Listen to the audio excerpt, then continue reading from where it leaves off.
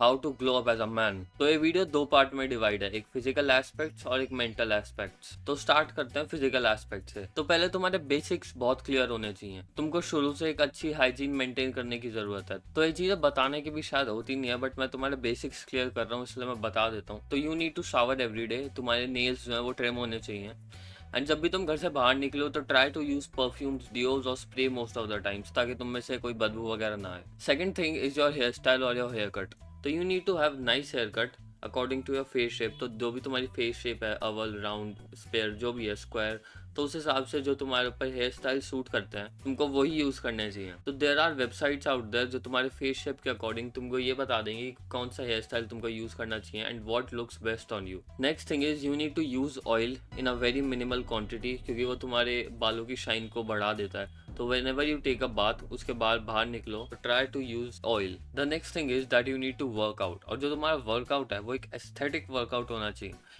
अगर तुम body building करना चाहते हो या स्ट्रेंथ ट्रेनिंग करना चाहते हो तो वो अलग बात है, बट अगर you need to look good and you need to have a general glow up, तो aesthetic physique looks best on literally everybody.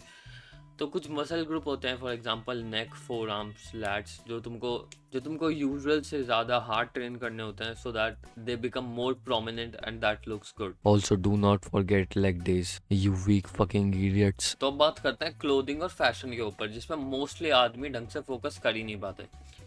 तो बहुत बेसिक चीज़ है। First, you need to have dark clothes, जो डार्क थीम क्लोथ्स होते हैं तुमको वो पहनना है, और अकॉर्डिंग टू योर स्टाइल जो भी तुमको बेस्ट लगता है तुमको वो पहनना है। And the thing is you need to have a matching colour pattern, matching colour combination, जैसे वाइट और black, that goes hand in hand, black and grey, brown और black, that goes hand in hand. तो try to wear classy clothes जो तुम पे अच्छे लगेंगे।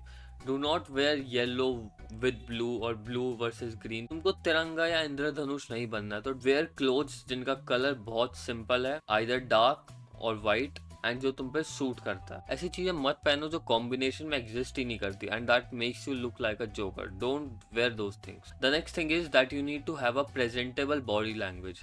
अगर अब तुम कहीं जा रहे हो तो तुम्हारा बैठने का सलीका, बात करने का सलीका, लोगों से हाथ मिलाने का सलीका, सब एक प्रॉपर क्लासी फॉर्म में होना चाहिए। फॉर एग्जाम्पल, तुम किसी के घर में चले जाओ और उनके सोफे पे जाके पड़ गए, तुम्हारे हाथ पैर पता नहीं किधर जा रहे हैं, तुम्हारी हाथ टांग नीचे ऐसे ऊपर, तुम अजीब से वियर्ड पोस्चर में बैठे हो, तो बिल्कुल अच्छा नहीं लगता। Absolutely not. तो हैव अ बॉडी लैंग्वेज जो कि प्रेजेंटेबल हो। तुमको फेक बॉडी लैंग्वेज नहीं चाहिए, जो कि मोस्टली आजकल या पिछले 2-3 साल में चल रही थी, जब लोग तुमको कॉन्फिडेंस फेक करना सिखा रहे थे। वो बोल रहे थे कि शोल्डर्स अप करो, एक्सरसाइजेस करो, ये वो to fake the body language, फैल के बैठा करो। That is one of the things that I have heard the most. You need to acquire more space. तो बहुत बेसिक चीज़ है, जैसे तुम्हारी बैक है वो हंच नहीं होनी चाहिए, वो ऐसे टेढ़ी नहीं रहनी चाहिए। जब तुम किसी से बात कर रहे हो तो खड़े होकर उससे हाथ मिलाओ, और आई कॉन्टैक्ट ऑब्वियसली मेंटेन करके रखना है। You need to stand straight with your head up, that is sign of confidence. अब 2 मिनट में अपने स्टॉक्स देख ले रहा हूँ। Next is the mental aspects, क्योंकि अच्छे दिखने वाले बेवकूफ़ की कोई इज्जत नहीं है। तो तुमको समझदार बनना है और अच्छा दिखना है। तो first is you need to develop multiple hobbies. तो अगर तुम हॉबीज डेवलप करते हो तो that makes you a interesting person. तुम्हारे पास वाइड रेंजिंग हॉबीज होनी चाहिए। एक हॉबी जो तुम्हें पैसा कमा के दे, एक हॉबी जो तुम्हें फिजिकली फिट रखे, एक हॉबी जो तुम्हें क्रिएटिव बनाए, और एक हॉबी जो तुम्हें सोशली प्रेजेंटेबल बनाए। तो एग्जाम्पल, स्ट्रेंथ ट्रेनिंग या weight lifting, reading books, playing chess, socializing. Socializing के लिए तुम ऑफ कोर्स अपने दोस्तों के साथ जा सकते हो। Trading is a high income skill और या हॉबी जो तुम डेवलप कर सकते हो। And you need to have a whole package. तो फिजिकल एस्पेक्ट्स कवर कर रहे हैं, मेंटल एस्पेक्ट्स कवर कर रहे हैं, क्रिएटिव एस्पेक्ट्स कवर कर रहे हैं, और तुम्हारे सोशल एस्पेक्ट्स कवर कर रहे हैं। तो इस पूरे स्पेक्ट्रम में अपनी अपनी एक हॉबीज डेवलप करो एंड उस पर एक्सेल करो। That the next thing is that you need to acquire knowledge. तो नॉलेज एक्विजिशन एक बहुत अंडररेटेड टॉपिक है जिसके बारे में कोई बात नहीं करता। पर मैं ये बोलूँगा कि अगर तुम 4 लोगों के बीच में बैठ रहे हो और तुमको कुछ आता नहीं है, तुम्हारी स्पेसिफिक या जनरलाइज नॉलेज बहुत कम है, तो तुम उनके बीच में अपने आप को प्रेजेंट कर ही नहीं पाओगे। प्रेजेंट नहीं कर पाओगे, बॉडी लैंग्वेज गिर जाएगी, बॉडी लैंग्वेज गिर जाएगी तो तुम्हारा ओवरऑल ग्लो अप गिर जाएगा। तो you need to have different type of knowledge.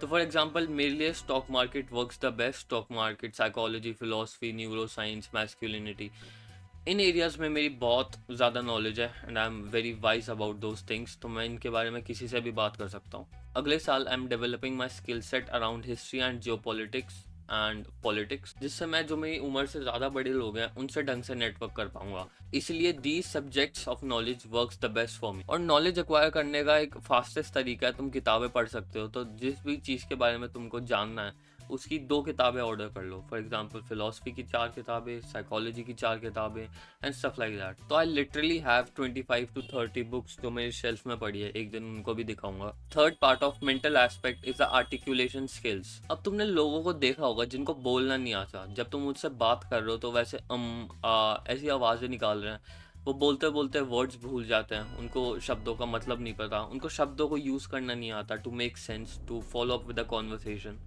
And that is a problem. As a man, it is absolutely necessary for you to understand languages and to use words wisely and carefully. तो तुम Jordan Peterson को देखो, Andrew Tate को देखो, they are very articulate with how they speak. The method and the way they speak is very absolutely fine. वो बीच में से आ नहीं करते, वो वोकैबलरी नहीं भूल जाते, एंड जो उनको बोलना होता है वो उसकी पूरी सेंस बनाते हैं, and they have a great communication skills. तो तुमको भी अपनी आर्टिकुलेशन स्किल्स डेवलप करनी पड़ेंगी, and the best way to develop articulation skills is to read, to write and to speak. अगर तुम ये 3 काम ढंग से कर लो, you will be the most articulate person in the entire room. Although articulation में एक बहुत underrated skill है, इसके ऊपर मैं पूरा वीडियो बनाऊंगा कि how to become more articulate, and उसकी बाद में करेंगे। The next thing is that you need to deal with your emotions. तो अगर एक आदमी mentally stable है, physically अच्छा दिखता है, and for example वो किसी के साथ डिबेट में चला जाता है और डिबेट में वो हार रहा होता है, and he becomes aggressive, वो मारने पे आ जाता है, वो हाथापाई करने लग जाता है, that is not a very socially acceptable thing. Plus that doesn't make you look good. That is not something which I consider as a glow up. तो तुमको अपने इमोशंस के ऊपर पूरा कंट्रोल करना है, और इमोशंस ये नहीं कि सिर्फ गुस्से पे कंट्रोल करना है। इमोशंस की पूरी एक वैरायटी होती है, गुस्सा, खुशी, दुख, दर्द, इन सब को एक लिमिट में रखना है। पर इसका ये मतलब नहीं कि तुम कुछ फील ना करो या तुम एक बिल्कुल स्टोन कोल्ड हार्टेड बंदे बन जाओ। इसका ये मतलब है कि तुम्हारे पास कंट्रोल है कि तुम अपने इमोशंस को कितने अपने माइंड के ऊपर जाने देते हो और तुम कितना उस पर कॉन्कर करते हो। And the best way to deal with the emotions is to put yourself in that emotional positions. तो अगर तुमको गुस्से से डील करना है तो अपने आप को एक ऐसी अपने आप को एक ऐसी सिचुएशन में ले जाओ जहाँ पे तुमको बहुत गुस्सा आएगा और उसको कंट्रोल करने की कोशिश करो। सेम अगर तुमको अपने खुशी को कंट्रोल करना है, जब तुम बहुत ओवर एक्साइटेड हो जाते हो और पागलों की तरह नाचने लगते हो, तो उसको कंट्रोल करने के लिए तुमको अपनी एक ऐसी सिचुएशन में अपने आप को डालना पड़ेगा जिसमें तुम बहुत ज़्यादा खुश हो जाते हो और उसको कंट्रोल करने की कोशिश करो। This is how you control your emotions. इसका ये मतलब नहीं है कि तुम इमोशंस फील ना करो, बट इसका ये मतलब है कि तुम उनको एक लिमिट में रहो। एंड या that is how you glow up as a man.